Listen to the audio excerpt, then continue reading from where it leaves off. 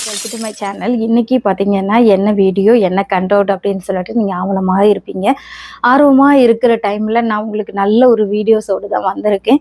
நம்ம வந்து ஆல்ரெடி ஒரு வீடியோ பண்ணோம். அதில் வந்து how to choose GCC country அப்படின்னு சொல்லிட்டு அதில் ஆல்ரெடி நான் சொல்லிட்டு எப்படி சூஸ் பண்ணுறது, எப்படி கிளாரிஃபை பண்ணுறதுன்னு நம்ம வந்து அதை பற்றி பேசிட்டோம்.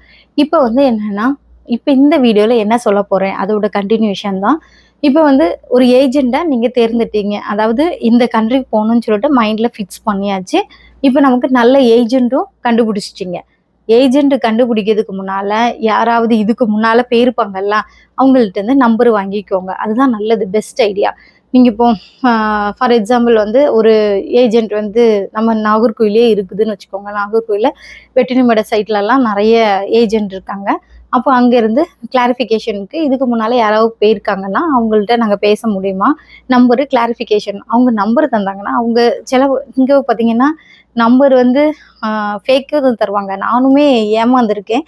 எப்படி அப்படின்னா, என்னோட பாப்பாவுக்கு வந்து விசா எடுக்கிறதுக்காக இப்படிதான் ஏஜென்ட் நம்பர் தந்தாங்க. கடைசியில் பார்த்தா அது வந்து வேற வீடியோஸில் நான் உங்களுக்கு தெளிவாக சொல்கிறேன். அப்படி ஏமாந்துடக்கூடாது தான் நான் வந்து உங்களுக்காக வீடியோஸ்லாம் போட்டிருக்கேன். ஏன்னா எனக்கு கைட் பண்ணுறதுக்கு யாருமே கிடையாது. நான் வந்து கீழே விழுந்து தான் நான் வந்து ஒவ்வொன்றா கண்டுபிடிச்சி அப்படியே வந்திருக்கேன். ஸோ என்ன மாதிரி நிறைய பேர் கண்டிப்பாக இருப்பாங்க. எப்படி சூஸ் பண்ணுறதுன்னு தெரியாமல் இருப்போம், எப்படி வந்து ஏஜென்ட் எப்படின்னு தெரியாமல் நம்ம வந்து மாட்டிக்குவோம்.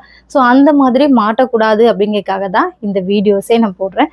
ஸோ என்ன பண்ணுங்கள், நல்லா வந்து ஏஜெண்ட்டை வந்து தேர்ந்தெடுத்துக்கோங்க.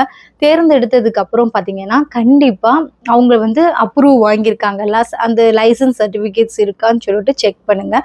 அவங்க வந்து அதுக்கப்புறம் பார்த்தீங்கன்னா நீங்கள் டாக்குமெண்ட்ஸ் கொடுக்கறது நல்ல ஒரு சிவி ரெடி பண்ணுங்கள். சிவி வந்து 1 பேஜாக இருந்தாலுமே அதுக்குள்ளே கவராக இருக்கணும். ஏன்னா சம்டைம்ஸ் இன்டர்வியூலே உங்களோட சிவியை எடுத்து தான் பார்ப்பாங்க. பிஎஸ்சி படிச்சிருக்கீங்களா, எம்எஸ்சி படிச்சிருக்கீங்களா, எத்தனை வருஷம் எக்ஸ்பீரியன்ஸ் இருக்குது, அதுலேயே டீட்டெயில்ஸ் எல்லாமே இமெயில் அட்ரெஸ்ஸு, ஃபோன் நம்பரு, உங்களோட பெர்மனன்ட் அட்ரெஸ்ஸு, டெம்பரவரி அட்ரெஸ்ஸு, அப்புறம் 10th 12th எல்லாம் என்னென்ன படிச்சிருக்கீங்க, எம்பிஏ ஹாஸ்பிட்டல் மேனேஜ்மெண்ட் படிச்சிருப்பாங்க, எல்லாமே அதில் இன்க்ளூட் பண்ணுங்கள். இன்க்ளூட் பண்ணாமல் ஐயோ நான் எம்பிஏ படிச்சிருக்கு, அந்த டிகிரி படிச்சிருக்குன்னு சொல்லி ஒரு பிரயோஜனமும் கிடையாது. ஸோ அதனால தெளிவாக நம்ம வந்து சிவிலேயே என்னென்ன குவாலிஃபிகேஷன் நம்ம படிச்சிருக்கோம் அப்படின்னு சொல்லிட்டு நீங்கள் வந்து கொடுக்கணும். சரியா? எத்தனை வருஷம் எக்ஸ்பீரியன்ஸு, சிவி ரெடி பண்ணிட்டீங்க. உங்களோட ஒரிஜினல் சர்டிஃபிகேட்லாம் கேட்பாங்க. ஃபஸ்ட்டு வந்து ஒரிஜினல் சர்டிஃபிகேட் எந்த ஒரு ஏஜென்ட்டுமே கேட்க மாட்டாங்க. ப்ராசஸ் ஸ்டார்ட் பண்ணதுக்கு அப்புறம் தான் கேட்பாங்க. அதுக்கு முன்னால் நம்ம வந்து ஜெராக்ஸ் காப்பி எடுத்து வைக்கிறதுக்கு முன்னால் நல்லா ஸ்கேன் பண்ணி உங்கள் சர்டிஃபிகேட்டை கலர் ஜெராக்ஸ் எப்போவுமே எடுத்து வைக்கிறது நல்லது, ஒரு பாதுகாப்புக்காக தான். அப்போ ஜெராக்ஸ் கலர் காப்பியோ இல்லாட்ட பிளாக் அண்ட் ஒயிட்டோ எடுத்துக்கிங்க. ஒரு செட் ஆஃப் வந்து கொடுத்துட்டீங்க. சரியா?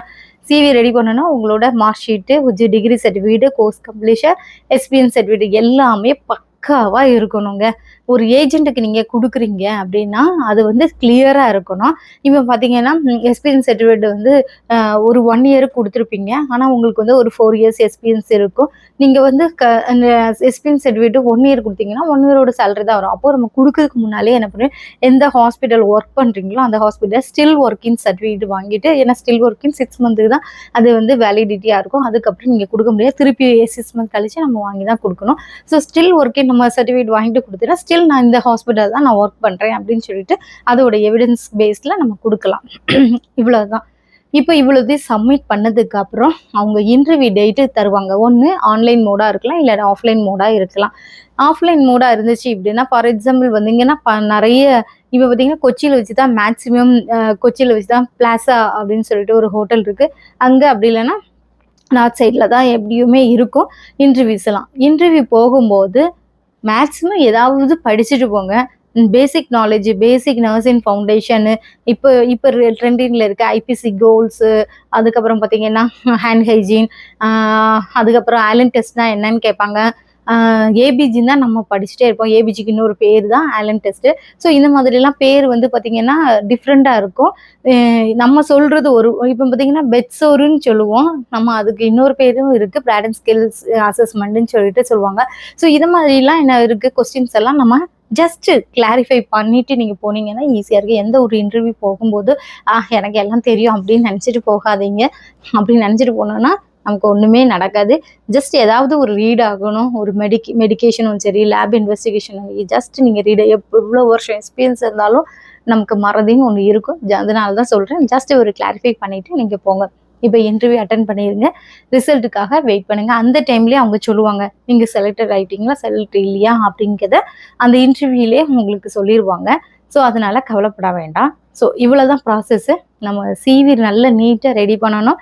இன்டர்வியூவில் சிலது பார்த்திங்கன்னா இப்போது அவங்களுக்கு வந்து தெரியும்ல, இத்தனை வருஷம் எக்ஸ்பீரியன்ஸ் உள்ளவங்கள தான் வேணும், ஃப்ரெஷர்ஸ் வேண்டாம் அப்படின்னு சொன்னால் கீழேயே என்ன பண்ணிடுவாங்க, ஆஃபீஸ் இருக்கும், ஆஃபீஸ்லேயே என்ன பண்ணிடுவாங்கன்னா சிவியை பார்த்துட்டு நீங்கள் வந்து உடனே ஜாயின் பண்ணுவீங்களாம் அப்படி இப்படின்னு எல்லா டீட்டெயில்ஸையும் கேட்பாங்க. கேட்டுட்டு தான் என்ன பண்ணுவாங்க, மேலேயே விடுவாங்க. மேலே அதாவது 2 ஃப்ளோர் இருக்குன்னு வச்சுக்கோங்க, கீழே வச்சுட்டு அந்த சர்டிஃபிகேட் வெரிஃபிகேஷன் எல்லாம் பண்ணி எடுத்துகிட்டு உங்களை மேலே விட்டாங்கன்னா அங்கே வந்து ரிட்டன் எக்ஸாமு ஓரல் எக்ஸாம் கண்டிப்பாக இருக்கும். ஸோ அடுத்த வீடியோவில் எந்த மாதிரியான டைப் ஆஃப் வேக்கன்சி வரும், எப்படி நீங்கள் அப்ளை பண்ணி நீங்கள் வந்து எம்ஓஹெச் ஆனாலும் சரி, எம்ஓடி ஆனாலும் சரி, எப்படி நீங்கள் உள்ளே வரலாம் அப்படிங்கிறதெல்லாம் நான் அடுத்த வீடியோஸில் பார்க்கலாம். இதேமாதிரி இன்ஃபர்மேட்டிவ் வீடியோஸோடு உங்களை வந்து பார்க்குறேன். உங்களுக்கு பிடிச்சிருக்கும் நான் நினைக்கிறேன். இதை ஃபாலோ பண்ணுங்கள், லைக் பண்ணுங்கள், கமெண்ட் பண்ணுங்கள். பாய் பாய்.